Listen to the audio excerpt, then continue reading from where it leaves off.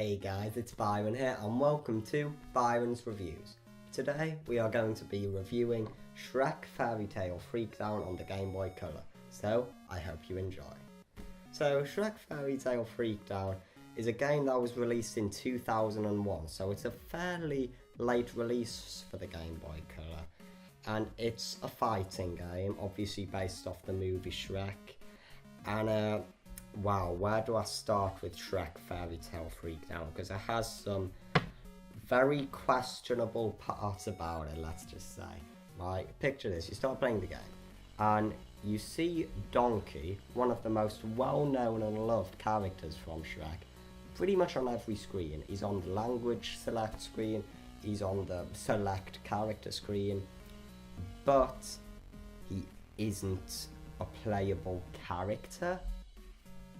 That's just a weird thing for a start. You don't have one of the series' most recognisable characters playable, yet at the same time you have very minor characters in the Shrek franchise like Thelonious and Monsieur Hood, and even the dragon as playable characters, but not Donkey. And the character thing leads me on to another problem, which is that basically I found that there are very few characters you can play this game with and get far in, because how the game works is you, like a lot of like single player fighting games, you defeat one enemy in a certain area, then you move on to a next stage with another enemy, that sort of thing. There are some characters like the Big Bad Wolf where you'll be lucky to get past the third or even second stage, and it's pretty bad if you have characters in the game where it's that hard to really progress, if not impossible. And while there are some characters where you can get quite far in, such as King Farquaad and maybe even Fiona, Shrek is the only character you stand a real chance with, I've found. So I just stick with him. And when you start playing, you have two attacks, A for punch, B for kick. Forget about the A button, because kick is the only one that really does affect. So with some of the earlier stages, it's really easy. If you spam B, you'll be able to get past them. And it's like that for around the first two stages.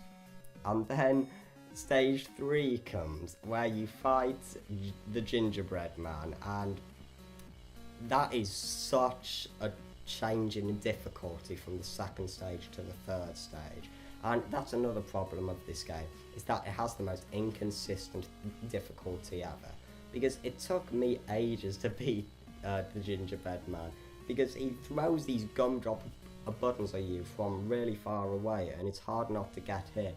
So basically, first two stages easy, then really hard, then like a couple more easy ones, then really hard again. It kind of goes in that pattern with the game, and it's not very good. And as you go along the game, you unlock new abilities, but you can't use them. There's like a whole screen saying you've unlocked invincibility power up, and I couldn't find a way to use them in the game, and I googled it, and surely I shouldn't even have to Google it because the Game Boy has 2 buttons, so it's a bit weird. And another thing, sometimes you'll play against, well, basically the characters that you fight against can do certain attacks that you can't when you play as that character. For example, with Shrek, all you can do playing as him is kick, punch, and maybe do this jumping sort of flop attack onto your enemies.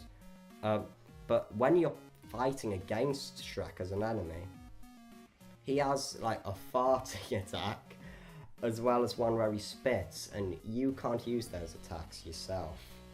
And as for the controls, they are really, really stiff. Sometimes they just won't do what you want at all. Like, you'll be trying to double tap to run, it won't do that. And then jumping at an angle or jumping up can be really precise, and it just feels really unresponsive.